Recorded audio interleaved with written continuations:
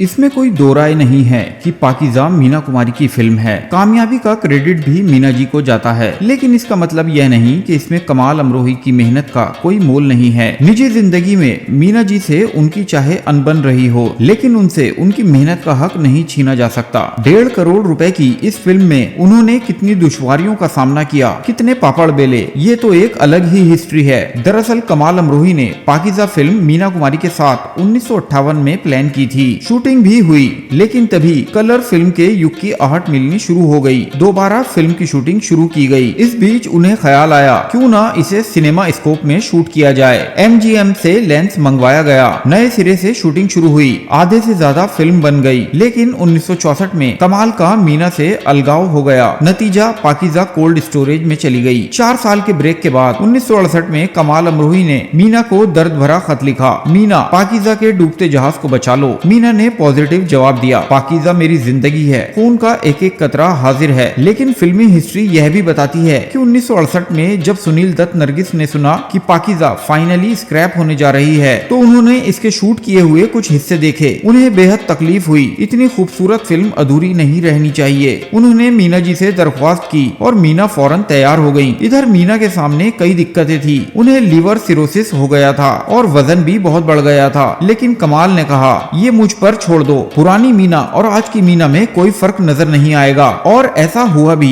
मीना की डुप्लीकेट बनी पद्मा खन्ना, खास तौर पर डांस सीक्वेंस में। मगर मुश्किलें कई और भी थी। शूटिंग के दौरान जर्मन फोटोग्राफर जोसेफ व्रिंचिंग का इंतकाल हो गया। जब मुगले आजम के डायरेक्टर फोटोग्राफी RD माथुर ने अपनी खिदमत पेश की, तभी एक और धक्का लगा कि म्यूजिक डायरेक्टर गुलाम मोहम्मद भी इंतकाल फरमा गए हैं। बचा हुआ काम नौशाद अली ने पूरा किया। उन्होंने बैकग्राउंड म्यूजिक के अलावा कुछ गाने भी रिकॉर्ड कराए, मगर बिलिंग में उन्हें बैकग्राउंड और टाइटल म्यूजिक का क्रेडिट मिला। कास्टिंग को लेकर भी काफी परेशानियां आईं। अशोक कुमार 1964 में हीरो जितने जवान नहीं रहे थे। उनका रोल प्रेमी से बदलकर बाप का कर दिया गया। हीरो के लिए राजेंद्र कुमार, सुनील दत्त और धर्मेंद्र पर विचार किया गया। धर्मेंद्र और राजकुमार फाइनल रेस में आ गए, मगर कमाल को धर्मेंद्र से खुन्नस थी, क्योंकि उनके मीना से नजदीकी रिश्ते रहे थे। लिहाजा फाइनल राजकुमार ने जीता। बकौल कमाल, उनकी आवाज और एहसास में काफी गहराई थी और इसी दम पर उन्होंने इस डायलॉग को कालजयी बना दिया, आपके पाँव बहुत खूबसूरत हैं, इन्हें जमीन पर मत रखिएगा।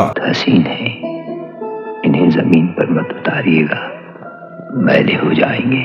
कोई और दूसरा एक्टर ऐसा बोलता तो कैसा लगता, आप खुद ही इसका अंदाजा लगा सकते हैं। जैसे तैसे पाकीज़ा पूरी की गई और 3 फरवरी 1972 को बम्बई के मराठा मंदिर में बड़ी शान के साथ रिलीज हुई। बीमार मीना कुमारी ने प्रीमियर अटेंड किया, जो उनकी जिंदगी का आखिरी प्रीमियर साबित हुआ। राजकुमार ने मीना का हाथ चूमा और कमाल मीना के बगल में बैठे। मगर अफसोस, इसकी बेमिसाल कामयाबी को देखने से पहले ही मीना जी 31 मार्च 1972 को इस दुनिया से अलविदा कह गयी। तकलीफ की दोहरी मार ये भी रही कि बेरहम फिल्म फेयर मैनेजमेंट ने इस शानदार फिल्म को सिर्फ बेस्ट आर्ट डायरेक्शन का अवार्ड दिया। बेस्ट म्यूजिक के लिए गुलाम मोहम्मद और बेस्ट एक्ट्रेस के लिए मीना जी नॉमिनेट हुए थे, मगर अवार्ड नहीं दिया गया। तर्क दिया गया, रूल के मुताबिक मरे गए लोगों को अवार्ड नहीं दिया जाता है, मतलब ट्रेजेडी क्वीन के साथ आखिरी ट्रेजेडी। और इधर गुलाम मोहम्मद को अवार्ड नहीं देने पर प्राण साहब ने प्रोटेस्ट करते हुए फिल्म बेईमान के लिए बेस्ट सपोर्टिंग एक्टर का अवार्ड नहीं लेकर ग्रेटनेस की मिसाल